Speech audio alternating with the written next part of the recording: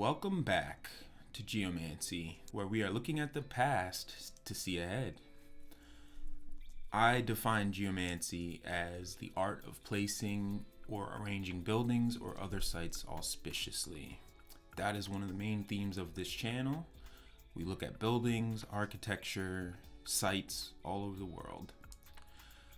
In the last video, I got into star forts and I showed some of them all around the world. I shared this post from Stolen History that basically gives a good explanation or a good rundown of what these star forts are and how the narratives we're told about them just don't really make sense worldwide.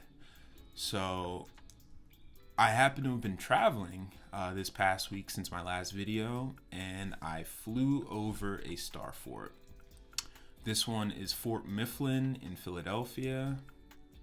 I only got 4 seconds of it, but it's enough. You can see we've got water around it, very, very large walls. The land appears to be raised. There's different structures, buildings on it. So this is a small star fort. I mean, some of these are massive entire cities, but this gives an indication of the scale and just scope of engineering. So there it is. I guess the universe is leading me in the right direction. So we're going to jump back into some of these star forts, and I'm going to share some around the world. This is Forte de Graça in Portugal, Fort of Grace, and it is mind-blowing. I mean, first of all, it's up on a hill. It's the highest point.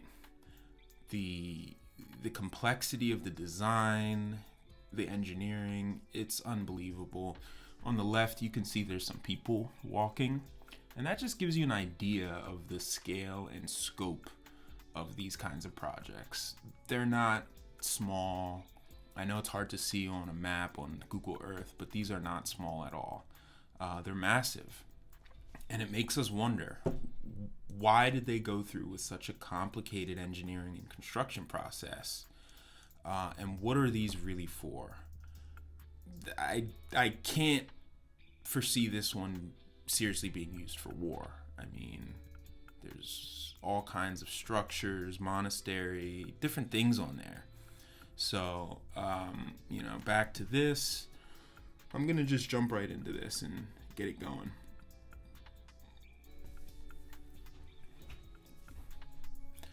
All right, so let's look at Forte de Graça from above. So first of all, you'll notice that there are 5 star forts in this area. I mentioned in the last video that you usually find them grouped together for whatever reason. But let's check this Forte de Graça out. And from above, you can see just how amazing this thing is. The earth was terraformed. A lot of earth was moved to make this possible. I just want to imagine how it was done. But you can see it's got multiple designs, multiple layers, overlapping. Very impressive. Very, very impressive. And again, it's sitting on the top of a hill. So if we go due south right here, there's Elvas. This is Star City. Pretty amazing too. Could they have been built by the same people? They must have been. We've got another one right there. Forte de Santa Lucia. So these are all right in Portugal, right next to the Spanish border. But here in Spain, in Badajoz, we have another star city, star fort. Now, this is a whole community just sitting on top of this. Let's check out Italy. So I wanted to check out Florence, which is right here. Florence has a couple also. There's an airport up there. So right here we've got Abbazio di San Miniato al Monte. Pretty nice, pretty nice. Striking medieval basilica on a hilltop. These are often on hilltops. So, here's another one, Forte di Belvedere. Amazing. Temporarily closed. Notice how many of these that I zoom into say temporarily closed. I wonder why that is. But here's another one. And this one has an interesting history. I just looked up, did a quick little research on it. But this is Fortezza da Basso. And it says Renaissance fort turned event center. So the story behind this fort is that Alessandro de' Medici, whose nickname was the Moor, Il Moro, he had this built in the 1500s. Interesting. Let's check out France. Okay, Fort Lupin. Now these right along this water look different than the others, which makes me wonder what their purpose is. Just situated right there. Again, what is it really protecting if it's a fort? And then just down the way, Fort La Pointe. Very similar design. I mean, these things look like they almost have to do more with the waterways or with, like I always say, some kind of energetic system than a fort for war. But what do I know? Fort La Prée, temporarily closed. Why is it temporarily closed? Another thing you should notice is that these star forts are often located next to farmland or just in places that don't seem like there's much going on. So again, if they're for war, what are they protecting or defending? If today in the 21st century, this is what we have. Could it have been more populated in the past? I don't know, possibly. Citadelle de Saint-Martin. So this is an interesting one. It's grayed out. It's like blurred out. So whatever's going on in this area right here, they do not want us to see. But I can make out a couple things. I can see that this is an 8-pointed star. It's perfect geometry. And consider the scale of these cars, right? Look at all these cars over here. Look at the size of these parking lots. And now imagine this being constructed. We have cars, trucks, trains, planes, buses, donkeys, horses, and buggies. We have everything today to build these things. They only had horses and buggies as far as we know. So imagine how much work this must have been constructing this. It's really amazing. I mean, it's almost the size of this entire town. So fascinating. Some of these things on Google Earth will be blurred out for whatever reason. I don't know. I can only assume that they don't want us to see something there. But let's check out the UK. And here there are a ton. Okay. So this is Portsmouth, and again, I don't know why they have 8 forts all in this area, but let's check them out. We got Fort Nelson, Fort Southwick. Again, the scale of these things compared to our current technology and tools and infrastructure is mind-boggling. Fort Widley,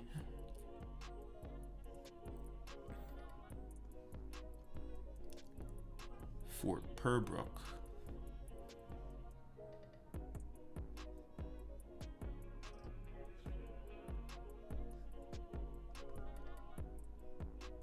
Fort Cumberland. Okay.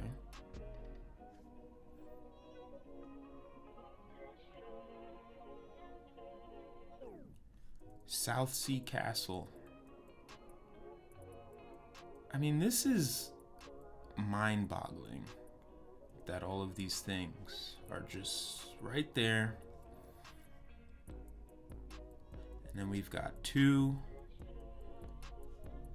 Let's see if we can get them both. Fort Moncton and Fort Gilkicker. So that's 8 star forts right there in Portsmouth. I don't know. I do not know.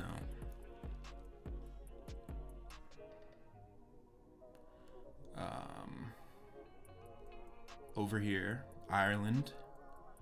Ireland also has a good amount. These two facing each other.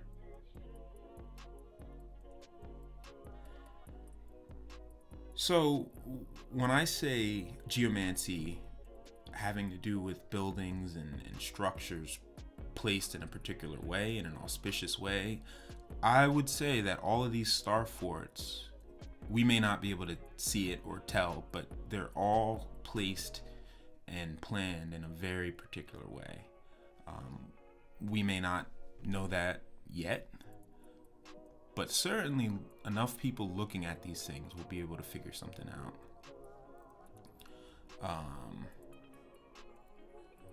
Up here, so this is an interesting region because we have 4, and Spike Island right here has a deep history. I'll get into that in a little bit, but you know, we've got more. Camden, Fort Mager, Fort Davis, Carlisle,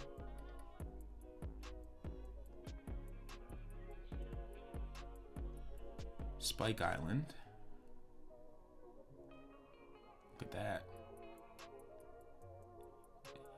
And there really is no error in the design of these star forts, which is, it's just amazing that these things you can see are so perfectly laid, so precise.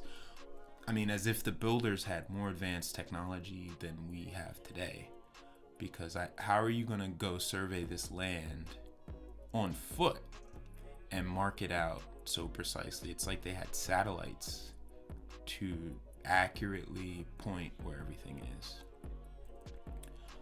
Another one over here, Cove Fort. Okay. So, Elizabeth up here.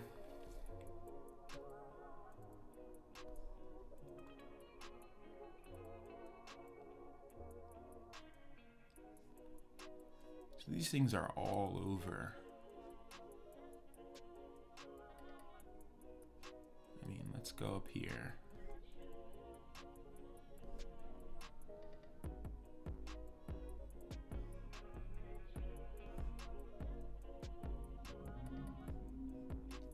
Bam.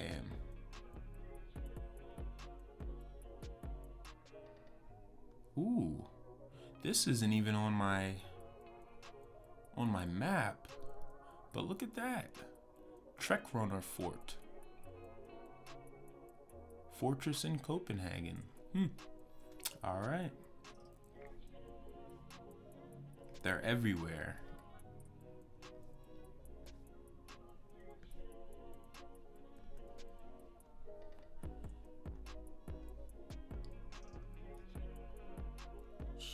Last week I showed Fort Jefferson over here in the Keys, but we've got a couple more. So here's some in Cuba. 4. Castillo del Morro, Castle of the Moor. Right there on the edge. Castillo de San Salvador de la Punta. Again. Fortaleza de San Carlos de la Cabana. Palacio del Segundo Cabo. Psh, look at this! Look at this moat! I mean, Wow, 16th century star-shaped fort and museum. All of these things going up in the 16th century. As if 4 star forts wasn't enough for Cuba, we've got more.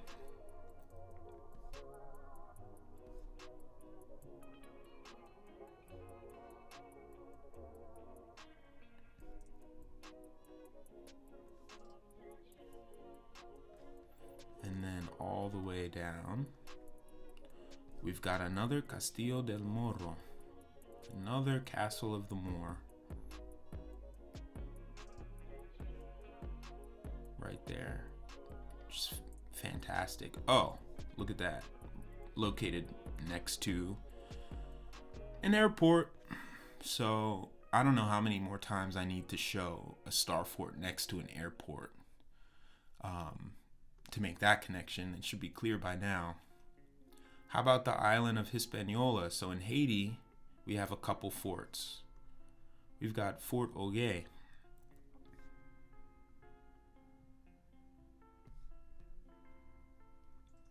Middle of nowhere. If you didn't know, Haiti is the poorest nation in the Western Hemisphere today. They weren't always that way. Fort Jacques. Okay.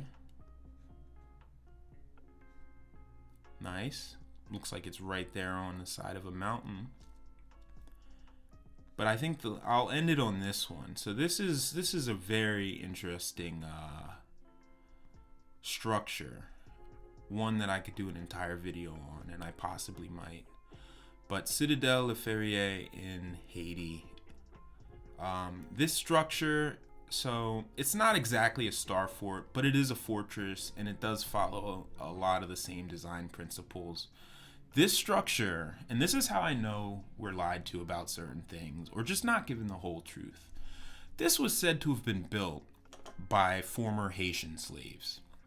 Okay. I guess they didn't tell us that the slaves in Haiti were expert masons, transporters of material. You know, they could get all of this brick, stone, and everything to the top of a mountain in the literal middle of nowhere. Yeah, I'm not gonna do too much on this one right now, but I think this is key of resets and alternative narratives, so to speak, because Haiti is the only nation to have defeated their colonizers, the French, and they did so with the help of this fortress, or so we're told. I don't know. I just don't buy the story that slaves of any type, unless they were all expert master masons, I don't think they'd be able to build this structure on this hilltop in 1800. So that's a little bit of star forts today. Again, I'll leave the link for all of these so you can go check out star forts worldwide on your own time. So I showed Spike Island, and I did a little bit of research on Spike Island. This is one of the things I found, and I'll just read this. This is from their official website. The Cromwellian conquest of Ireland from 1649 to 1653 was the conquest of Ireland by the forces of the English Parliament, led by Oliver Cromwell during the Wars of the Three Kingdoms. Cromwell invaded Ireland in August 1649 in a brutal and bloody campaign that is often maligned to this day.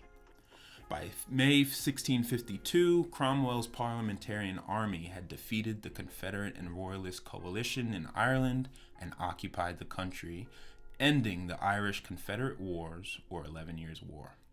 While many were put to the sword, tens of thousands of prisoners were taken, a large number accused of aiding the rebellion. The punishment for many was transportation, banishment to a foreign colony to work a term of indentured servitude. That phrase is important, indentured servitude. So where to hold the 50,000 who would be sent to the North American colonies and Caribbean islands like Jamaica and Barbados? It appears Spike Island was the solution, and for the first time in its history, the island became an island prison. What is not super talked about or well known is who these people were that were sent to the North American colonies and Caribbean islands, like Jamaica and Barbados. It misspells Jamaican. As it turns out, and if you're Jamaican, like I have Jamaican roots, if you're Jamaican, you probably know this, but a lot of Jamaicans to this day actually have ancestors from Ireland, Scotland, and England. So I'm going to show you a little bit through some examples that there were all kinds of people that were basically exiled from the three kingdoms, from Scotland, Ireland, and Britain. First little piece of evidence. Look at the flag of Jamaica. Look at the flag of Scotland.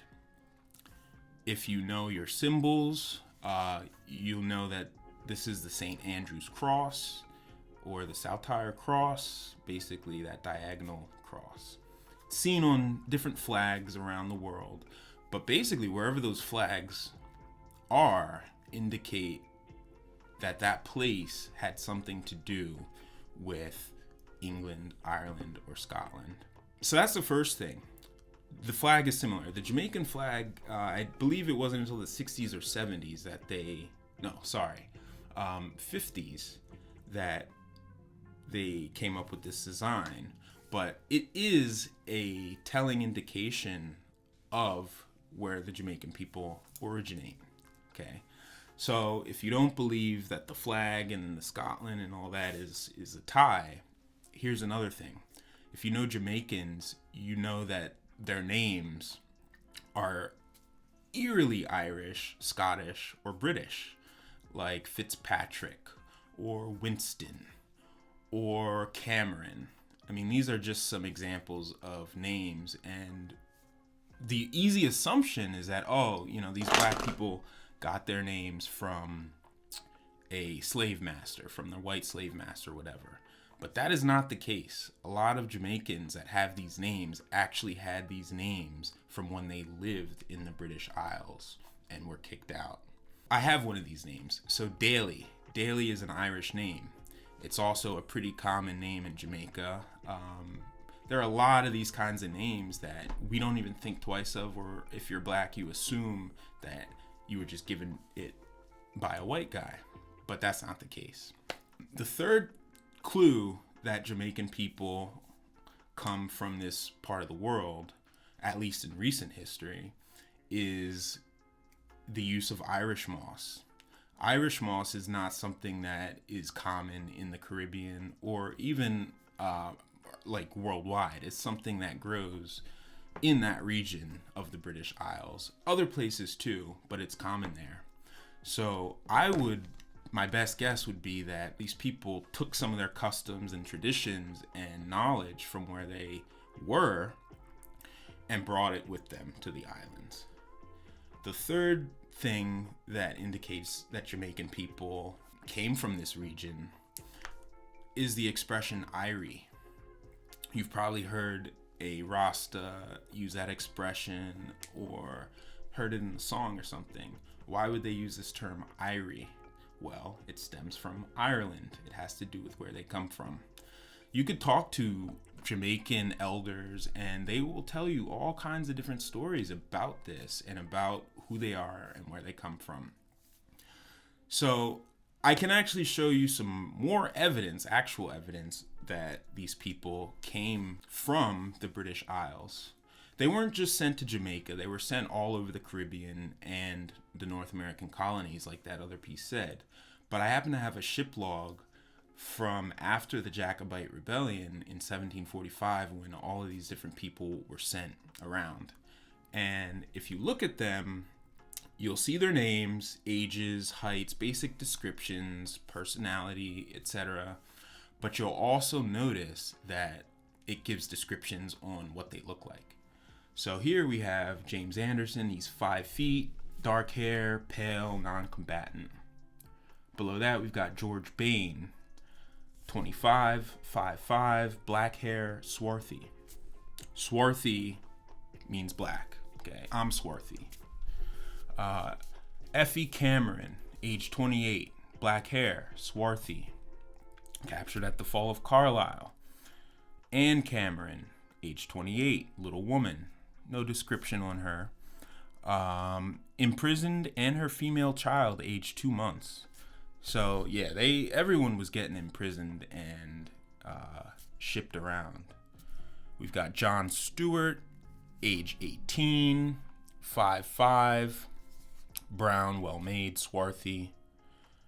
We've got another John Stewart, also 18, 5'4", brown hair, well-made, ruddy. Ruddy, a description of ruddy is, I don't want to say red skin, but it's basically, it means red. So somebody that's ruddy has a reddish complexion. So this is just a couple examples of the people that were sent. There were all kinds of people that were living in Scotland, Ireland, and England. Black, brown, ruddy, all kinds. And I'm not going to get into how that happened or why or when, but I think it is important to know that there were all kinds of people living peacefully all around the world until the takeover happened and the reset began. So if you're Jamaican or you know somebody from a Caribbean island, ask them some of these questions, Ask them if they know about their Scottish or Irish or British roots. And you'd probably be surprised to find out that they do. Moving on. Let's get into some old world pictures. So I'm just going to show some that I find interesting, like Sri Lanka. Amazing. Very old world. Sri Lanka is very small, so I guess the British, they got there and they got to work. Taiwan. Domes. This could be anywhere. This could be anywhere in the world. Thailand.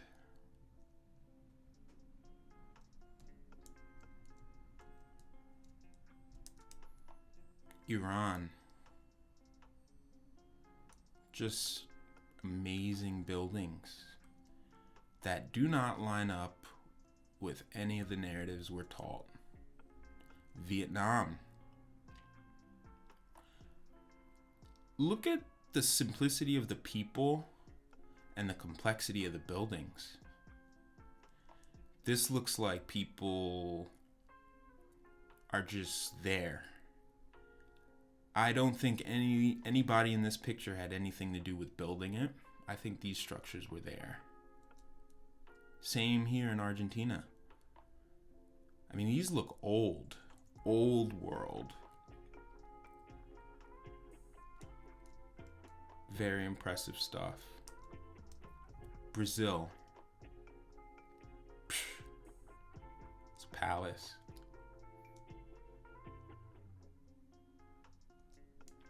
South Africa.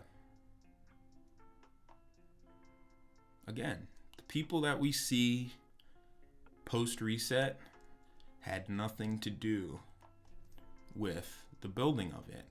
I don't care what country you want to go to. The people we see in photos post-reset were likely shipped around, settled there, had to start over. But they were not the original people who built these cities, also South Africa. It couldn't have been. So the question is, where did the workforce come from? Look at this in Nairobi, Kenya. This building looks very, very old and dusty. Overgrown, not well kept.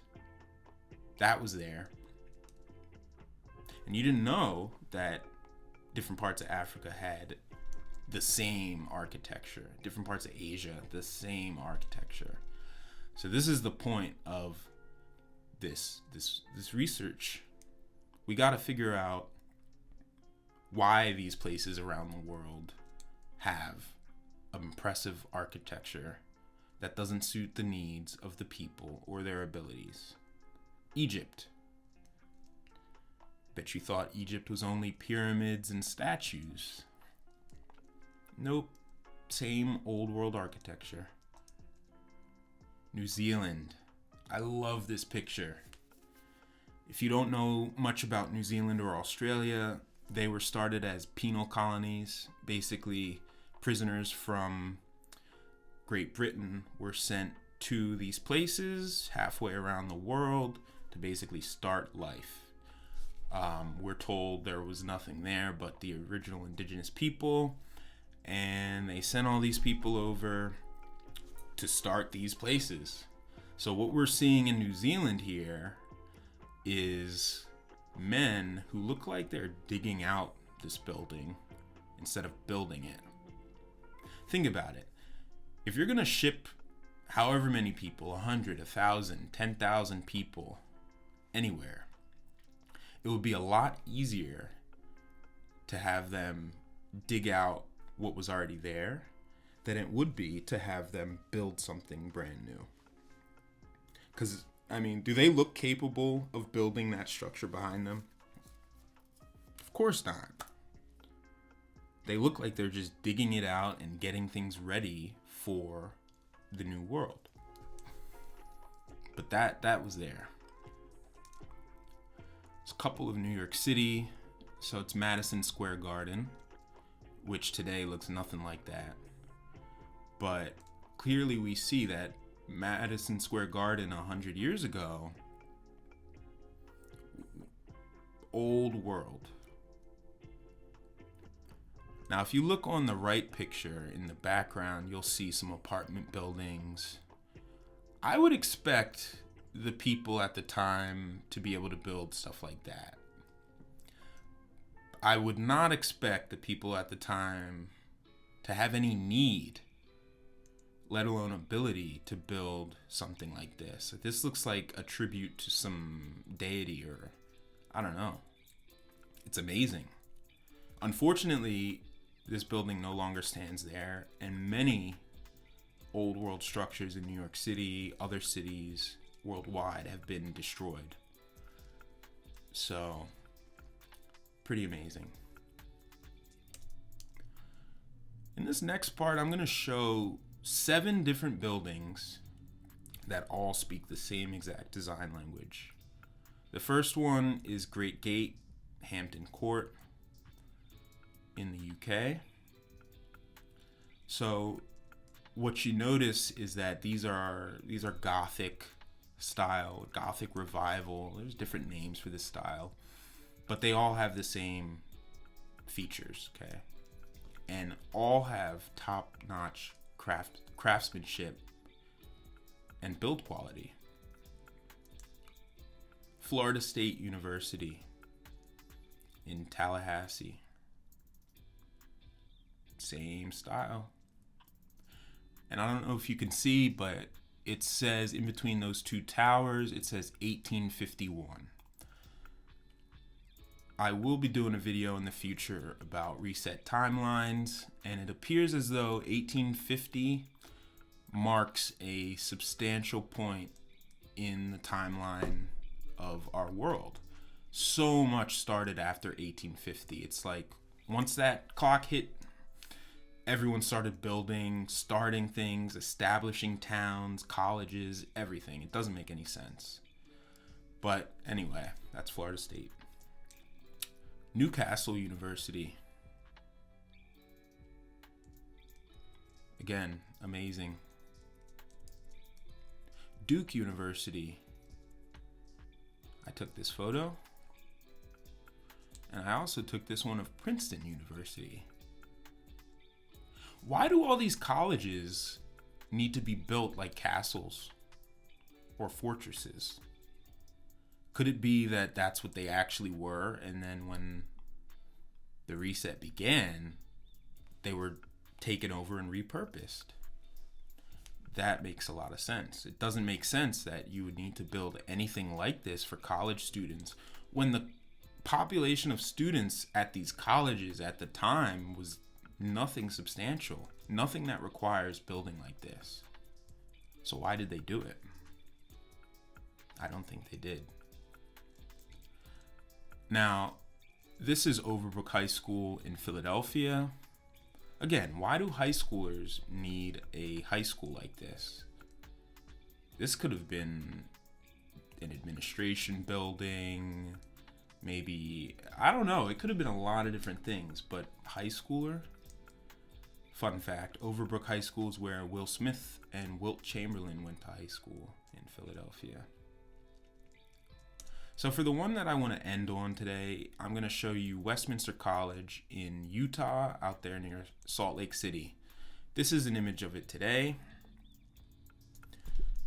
This is an image of it in 1913 or 14. And it was said to have been built in 1906.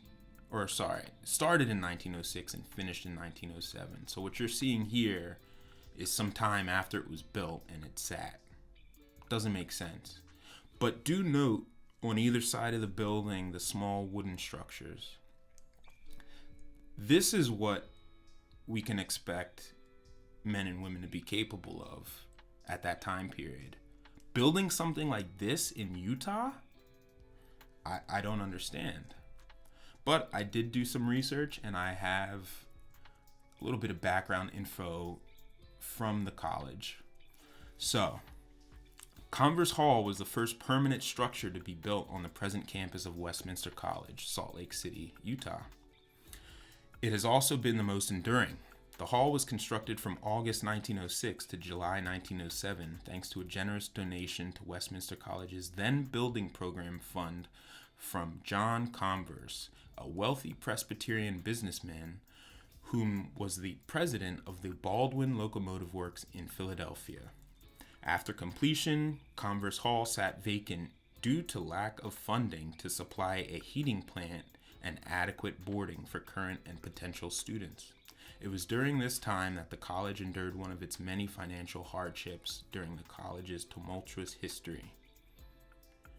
Well, that is interesting. Rich guy from Philly donates money to build the building.